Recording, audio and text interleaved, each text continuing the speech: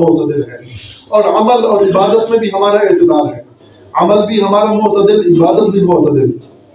آپ سابقہ امتوں کو دیکھیں گے کہ وہ چند ٹکوں کے بدلے میں دین فروخت کر دیتے تھے، چند ٹکوں کے بدلے میں مسائل غلط بدلاتے تھے۔ وہاں اگر کوئی امیر آدمی گناہ کرتا نا تو اس سے پیسے لے کر اور مسئلہ بتاتے تھے، تورات اور انجیل کے حکم بدل دیتے تھے، اور اگر کوئی غریب آدمی جو ہے نا وہ غلط کام کرتا تو پھر شریعت کا حکم بدلاتے تھے۔ تو چند ٹکوں کی خاطر وہ جو ہے نا سب کچھ کر گزرتے تھے، دین کو بیچ دیتے تھے۔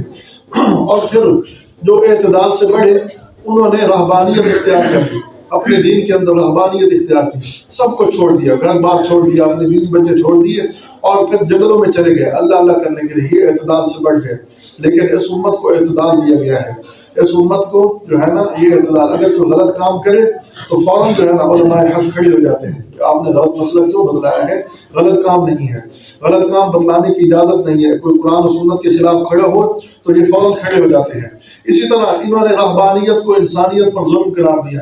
وہ راہب بھی بن جاتے تھے، اعتدال میں نہیں رہتے تھے، لیکن رہبانیت کو ظلم قرار دیا ہے کہ رہبانیت میں جائز نہیں ہے کہ سب کو چھوڑ چھاڑ کر اپنے بیوی بچوں کو چھوڑ دو، اپنا سب کو چھوڑ دو، نہیں، بلکہ بیوی بچوں کے ساتھ رہنا، بیوی بچوں کے ساتھ عدل و انصاف کرنا، اس کو ثواب کی چیز بتلایا ہے کہ بیوی بچوں کے حقوق ادا کرنا، گھر میں رہتے ہوئے اپنے بیوی بچوں کے ساتھ عدل و انصاف کرنا، اس کو ثواب کا کام قرار دیا ہے۔ تو پہلی امت کے اعتدال میں نہ رہی، یا تو بالکل شریعت کو بیچ دیا، یا شریعت کو اتنا معروف جانا کہ سب کو چھوڑ چھاڑ دیا۔ لیکن اس امت کے اندر یہ بات نہیں ہے، شریعت پر بھی عمل کرتی ہے اور رہبانیت کو بھی نجائز سمجھتی ہے۔